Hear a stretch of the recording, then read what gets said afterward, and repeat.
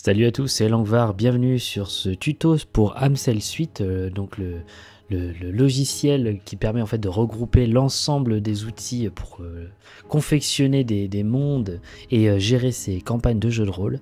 Donc je vais vous parler aujourd'hui des diagrammes, une nouvelle fonctionnalité qui est arrivée sur Amsel Suite dans le logiciel Lore. Donc on va aller voir ça tout de suite. C'était une fonctionnalité que j'avais espéré. Je vous en avais parlé à la fin de ma dernière vidéo. C'était pour faire des caractéristiques, hein, faire des arbres d'idées quoi.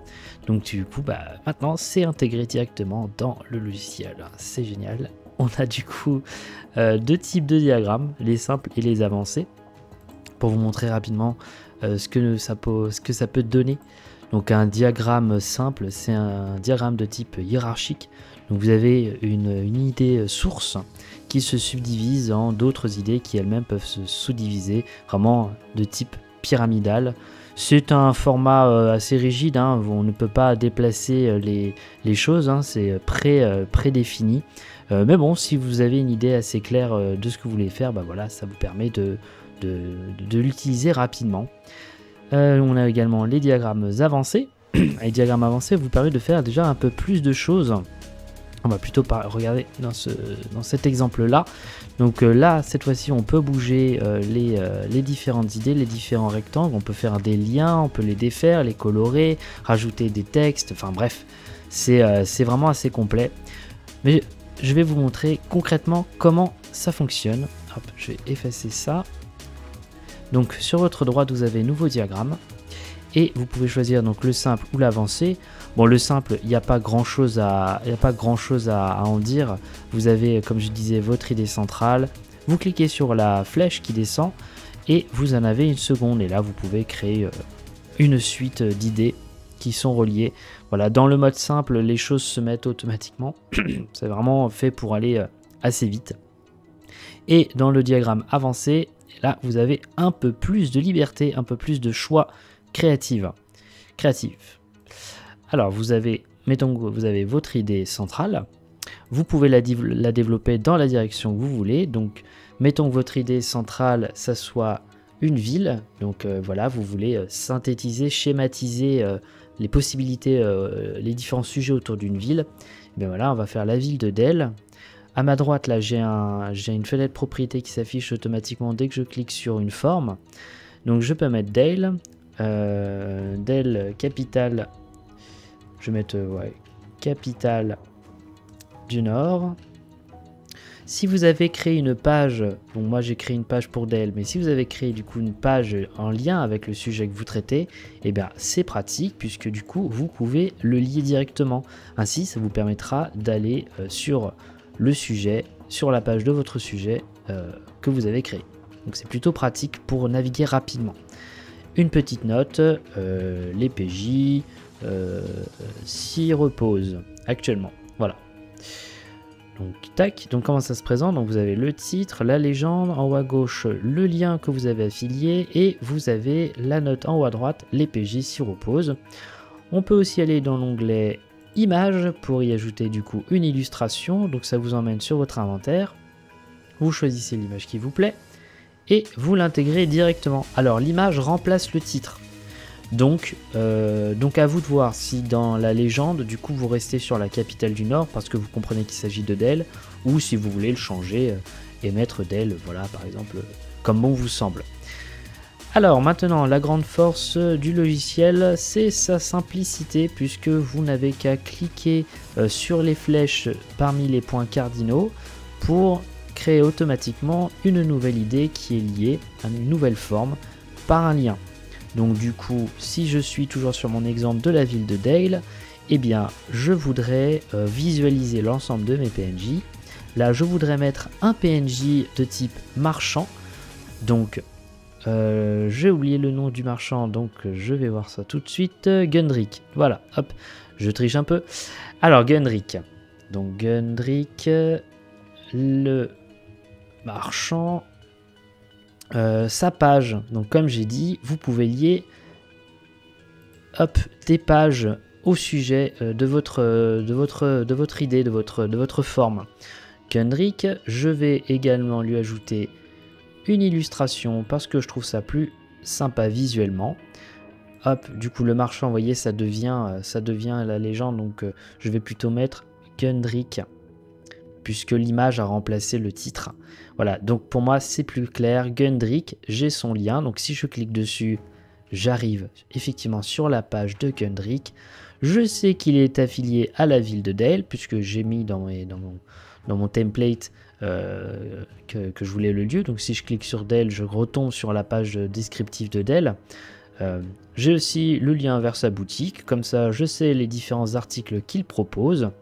Et voilà, donc c'est ça qui est vraiment pratique, c'est que grâce à ce diagramme, je peux vraiment voyager dans mon univers, de Dale jusqu'à ses PNJ, en allant dans leur boutique si j'ai envie. Voilà, c'est quand même vachement pratique et surtout visuel, donc beaucoup plus simple à gérer. Concernant les liens qu'il y a entre deux idées, vous pouvez, soit il se crée automatiquement quand vous en créez un à partir d'une idée existante, à partir d'une forme existante, soit vous pouvez, si vous le voulez, d'ailleurs on va le faire, tac, hop, si vous voulez, vous pouvez, alors juste en dessous, enfin au niveau des points cardinaux, au niveau de la flèche, juste au-dessus de la flèche, vous avez un petit cercle. Ça transforme votre curseur en croix et en cliquant en déposer, vous créez un nouveau lien que vous pouvez du coup relier à une autre idée. Voilà, du coup ça vous permet de créer des arbres d'idées plutôt facilement. Vous pouvez configurer les liens en cliquant dessus. Vous pouvez ici changer sa couleur. Donc en fonction de l'idée que vous vous faites de la nature de la relation entre ces deux idées, vous pouvez changer la couleur. Vous pouvez également décider d'augmenter ou de réduire l'épaisseur du lien, si jamais vous voulez souligner un lien important par exemple. Vous pouvez également choisir qu'il s'agisse d'un trait plat, enfin d'un trait plein ou d'un trait pointillé. Voilà, donc si vous avez par exemple une information un peu secrète ou secondaire, un pointillé serait très à propos. Vous pouvez aussi mettre un texte qui relie les deux idées. Donc là, si je veux mettre par exemple ici, je peux marquer marchand, hop, marchand de Dale. Voilà, donc Dale, marchand de Dale, et ça me mène à Gundrick. Vous pouvez également changer la forme du lien. Donc vous voyez là, ce sont des angles droits, mais je peux choisir d'avoir un lien direct. Voilà, c'est une question d'esthétique, c'est à vous de voir comment est-ce que vous voulez organiser votre diagramme. Pour revenir rapidement sur le texte, vous pouvez l'éditer soit en recliquant sur le texte. Dans ce cas-là, vous pouvez voilà, le modifier. Vous pouvez aussi double-cliquer dessus et comme ça, vous faites une édition rapide. Pour supprimer un lien, alors pour supprimer un lien, pour l'instant il n'y a pas le bouton supprimer, mais d'avis que ça arrivera bientôt. Vous pouvez tout de même le faire avec le raccourci barre supprimer, comme si vous effaciez une lettre. Et voilà, vous avez fait disparaître votre lien. Vous pouvez bien sûr supprimer une forme avec le bouton en bas à gauche. Vous pouvez en créer un nouveau, donc là c'est sur votre droite, donc dans les formes, vous avez ajouté un rectangle. Peut-être qu'un jour il y aura d'autres formes, puisque on a une catégorie forme. J'imagine qu'on pourra avoir des cercles, des étoiles, des losanges, des octogones. Voilà, tout plein de formes différentes. Pour le moment, on ne peut pas non plus modifier la taille. Vous voyez, si je me mets sur le côté, là, on ne peut pas modifier la taille des formes. Peut-être que ça arrivera un jour, hein.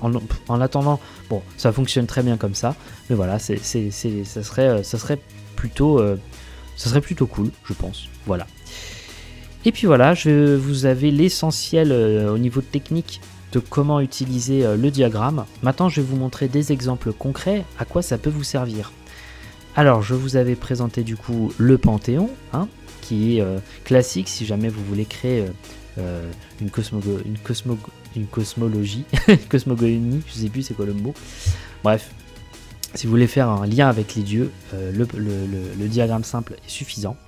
Vous pouvez faire des donjons schématisés. Je sais pas si vous vous souvenez, mais dans une vidéo, je vous avais parlé de comment utiliser Canva pour créer des donjons avec justement le mind mapping. Ben voilà, c'est fait maintenant avec MCL Suite, même plus besoin de Canva puisque je peux directement créer mes donjons à partir du logiciel. Donc l'idée est toujours là, hein, vous avez des pièces qui sont reliées entre elles par des couloirs avec des petites informations. Là il y a un passage secret, donc je l'ai mis en pointillé. Voilà, on peut schématiser des donjons rapidement. L'avantage en plus, c'est que du coup, j'ai le détail. Je peux même avoir en lien des pages liées à la pièce du donjon. Donc là, du coup, je vais avoir plus de détails sur les trésors, sur les adversaires, sur les énigmes, les défis, mais tout ça au même endroit. Donc c'est franchement pratique. Je peux aussi avoir le fameux arbre généalogique, hein. Donc là j'ai différentes maisons avec les grands-parents, les parents, les enfants, enfin voilà. La structure scénaristique, ça pourrait être une feature à part entière pour le logiciel Tom, qui lui est vraiment axé sur le suivi de la campagne, le suivi de l'aventure, mais pour l'instant on peut le faire avec l'or, créer des diagrammes.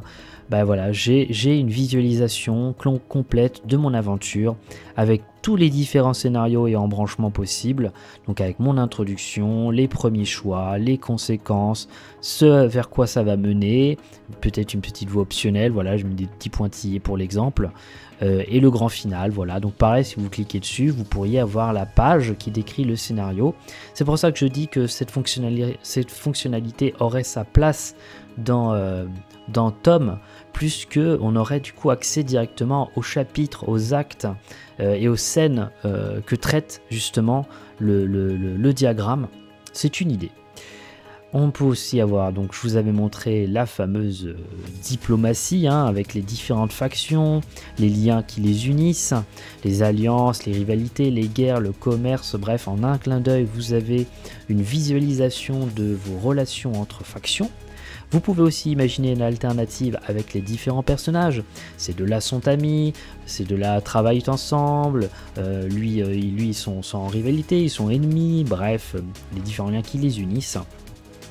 On pourrait faire une chronologie, pareil, c'est une feature qui pourrait être à part entière, puisqu'on aurait une sorte de frise chronologique d'événements avec des liens qui nous mèneraient vers d'autres événements, des pages d'événements, peut-être même la création d'une page de chronologie, je ne sais pas, bah, ça existe déjà en plus la page chronologie, si je dis pas de conneries.